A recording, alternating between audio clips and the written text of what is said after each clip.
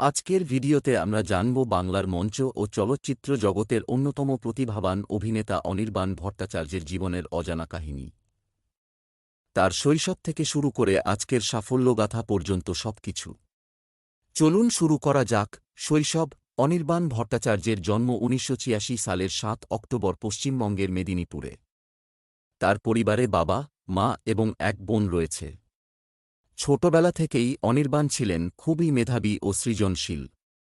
তার পড়াশোনার শুরু হয় নির্মল হৃদয় আশ্রম ক্যাথলিক চার্চ উচ্চ বিদ্যালয়ে। মেদিনীপুরে শৈশব কাটানোর পর ২০০৪ সালে তিনি রবীন্দ্র ভারতী বিশ্ববিদ্যালয়ে থিয়েটার পড়তে কলকাতায় আসেন। মঞ্চ নাটক। অনির্বাণের থিয়েটারের প্রতি ভালোবাসা শুরু হয় রবীন্দ্র ভারতী বিশ্ববিদ্যালয়ে পড়ার সময়। তার প্রথম বড় মঞ্চ নাটক ছিল দেবেশ চট্টোপাধ্যায় পরিচালিত দেবী সর্বমস্তা। এরপর অ্যান্টনি সৌদামিনী, নাগমণ্ডলা, বিসর্জন, FM মহানগর, কারু বাসনা, অদ্যশেষ রজনী। অথই এইসব মঞ্চ নাটকেও তিনি তার প্রতিভার ছাপ রেখেছেন। ২০১৭ সালে অদ্যশেষ রজনী নাটকে সেরা অভিনেতার পুরস্কার Mahindra excellence in theatre awards META অর্জন করেন। Web series. এরপর তিনি ব্যোমকেশ বক্সি ওয়েব সিরিজে ব্যোমকেশের চরিত্রে অভিনয় করেন, যা তার কেরিয়ারের একটি বড় মাইলফলক। তার অসাধারণ অভিনয় দক্ষতা দর্শকদের মুগ্ধ করে। তিনি রবীন্দ্রনাথ ঠাকুরের ল্যাবরেটরি নামের বিখ্যাত ছোট গল্পের উপর ভিত্তি করে চলচ্চিত্রে প্রধান চরিত্রে অভিনয় করেছেন, যা হইচই-এ সম্প্রচারিত হয়েছে। টেলিভিশন।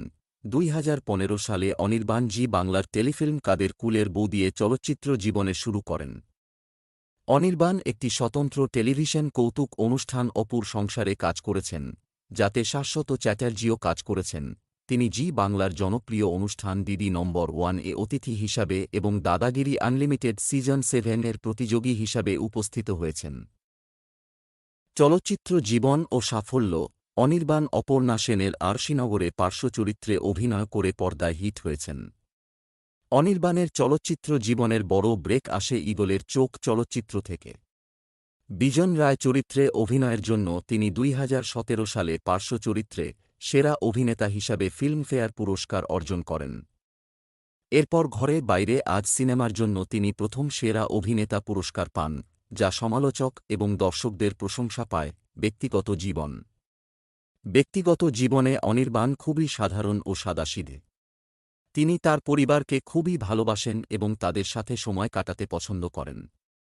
তার শৈশবের বন্ধুরা আজও তার জীবনের গুরুত্বপূর্ণ অংশ।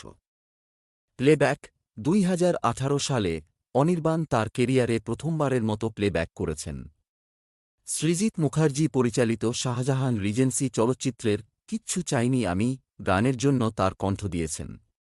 তিনি তার প্লেব্যাকে নিখুঁত পরিবেশনা করেন এবং গানটি প্রকাশিত হওয়ার পর থেকেই প্রচুর জনপ্রিয়তা অর্জন করেছে।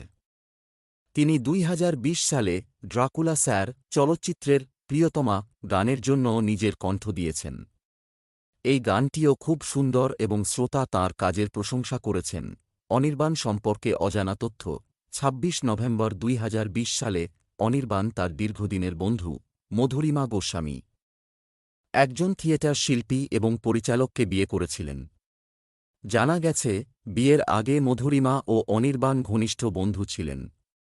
মধুরিমা একজন বিখ্যাত মাইম শিল্পী এবং মঞ্চ পরিচালক নিরঞ্জন গোস্বামীর মেয়ে। সূত্রের খবর, মধুরিমা ও অনির্বাণের বিয়ের পরপরই অনেক সোশ্যাল মিডিয়া ব্যবহারকারী তাঁদের বিয়ের জন্য ট্রোল করেছেন। ২০২২ সালে তিনি বাদল সরকারের নাট্য প্রযোজনা বল্লভপুরের রূপকথার একটি রূপান্তর বাংলা ভাষার চলচ্চিত্র পরিচালনা করেন। ২০২৩ সালে তিনি রানী মুখার্জির বিপরীতে মিসেস চ্যাটার্জি ভার্সেস নরওয়ে চলচ্চিত্রের মাধ্যমে বলিউডে আত্মপ্রকাশ করেন, যেখানে তিনি মিস্টার চ্যাটার্জির ভূমিকায় অভিনয় করেছিলেন। অনির্বাণ রেডিও মির্চির অনুষ্ঠান সানডে সাসপেন্সের অনেক পর্বের জন্য ভয়েস ওভার শিল্পী হিসাবে কাজ করেছেন, যেমন যদু ডাক্তারের রোগী ২০১৮, তুমি সন্ধ্যারো মেঘ ২০১৮, সর্বনাশিনী ২০১৯ এবং দারাওগা প্রিয়নাথ ২০১৯। ২০২৩ সালে অনির্বাণ একটি সোশ্যাল মিডিয়া পোস্টে টলিউড চলচ্চিত্র প্রযোজক রানা সরকার দ্বারা সমালোচিত হয়েছিল। ইনস্টাগ্রাম পোস্টে তিনি অনির্বাণের চলচ্চিত্র মিথ্যে প্রেমের গান ২০২৩ এর নিন্দা করেছেন এবং অনির্বাণকে গরিব মানুষের আল পাচিনো বলেছেন। সরকার অনির্বাণের মাসিক আয় সম্পর্কেও কথা বলেছেন এবং প্রকাশ করেছেন যে তিনি একটি বিখ্যাত বাংলা প্রোডাকশন হাউস থেকে ১০ লক্ষ টাকা নির্দিষ্ট মাসিক বেতন পেয়েছিলেন। এই ছিল অনির্বাণ ভট্টাচার্যের জীবনের কিছু অজানা কাহিনী। যদি আপনাদের ভিডিওটি ভালো লেগে থাকে তাহলে লাইক, শেয়ার এবং সাবস্ক্রাইব করতে ভুলবেন না।